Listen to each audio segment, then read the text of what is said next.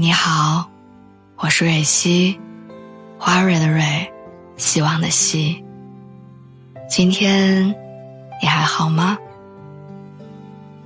无论你在哪儿，无论今天你经历了什么，我的声音都会一直陪着你。听完今天的故事，祝你晚安，做个好梦。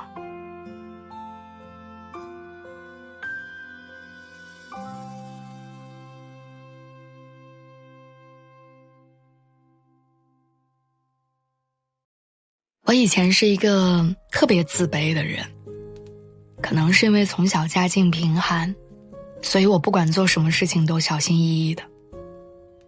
买东西从来不敢买贵的，再喜欢都会等打折凑满减。身边人提出的请求从来不会拒绝，生怕别人觉得我不好相处。不管遇到什么事情，我都会优先询问别人的看法，没有自己的判断。对于那个时候的我来说，似乎所有人所有事儿都排在我自己的感受前面。我前几天跟一个老朋友见面，他是我刚出来工作的时候交到的第一个朋友。他说感觉我这些年变化很大，跟之前判若两人。说着翻出了19年的时候我们俩的合照。照片里我扎着简单的马尾，戴着一副厚重的黑框眼镜，穿着一件黑色的呢子外套。仔细看，我还能看到衣服上面起的球。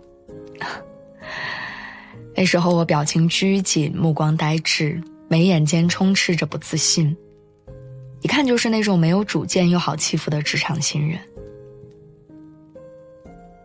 转眼间4年过去了，我看着如今的自己，突然感到恍如隔世。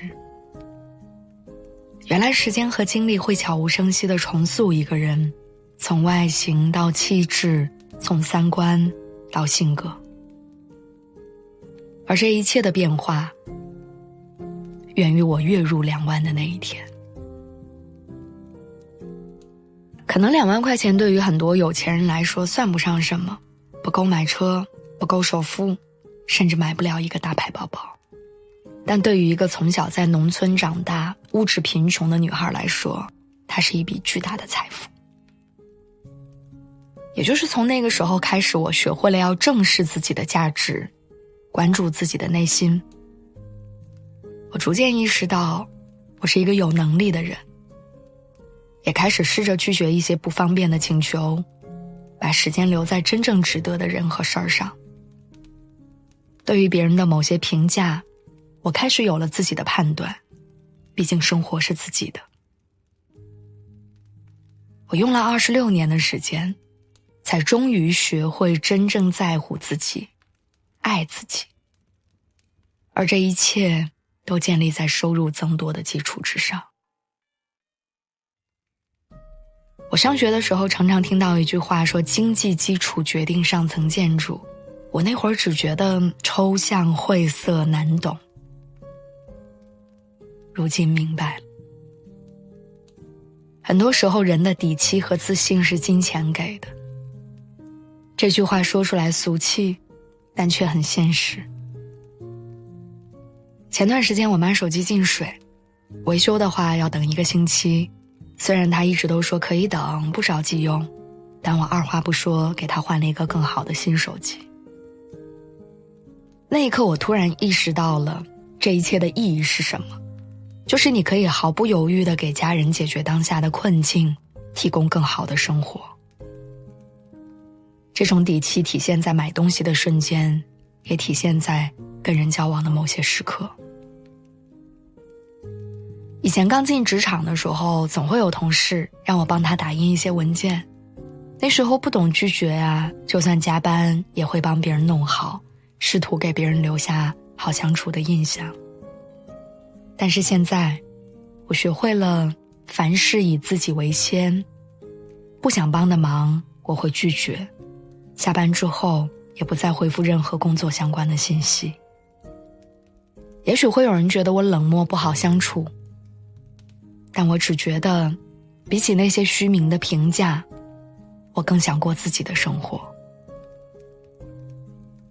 前20多年，我浪费了太多时间去关注他人的情绪，往后的几十年，我想做一个自私的人。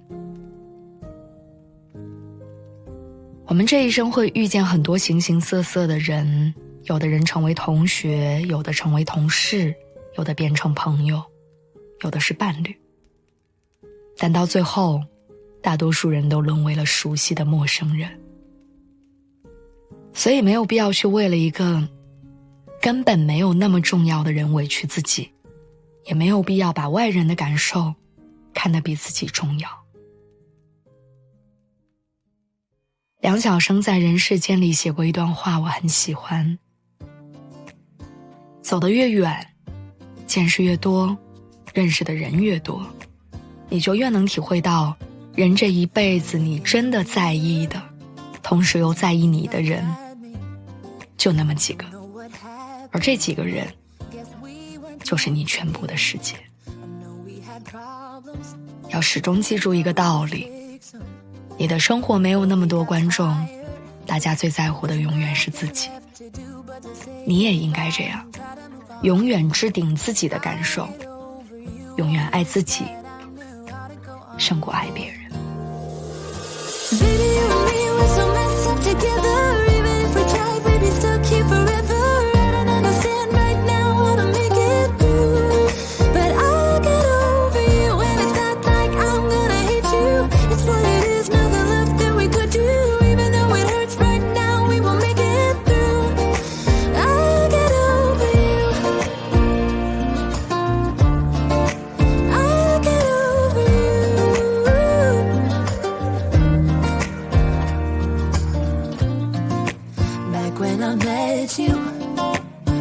Like fireworks, thought nothing could break us, but oh how we got burned. Look at us now, we scream, we fight, and no one knows the reason. We're both getting out of line. Now say goodbye and try to move on. I'll get over you, only wish that I knew how to go on. Baby, you and me, we're so messed up together. Even if we tried, we'd be stuck here forever. I don't understand right now how to make it through, but I'll get over you, and it's not like I'm gonna hate you. It's what it is, nothing left that we could do. Even though it hurts right now, we will make it through. I'll get over you. I'll get over you.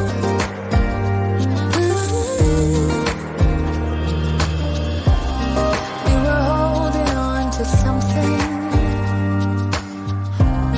that we both know couldn't work, so we should try to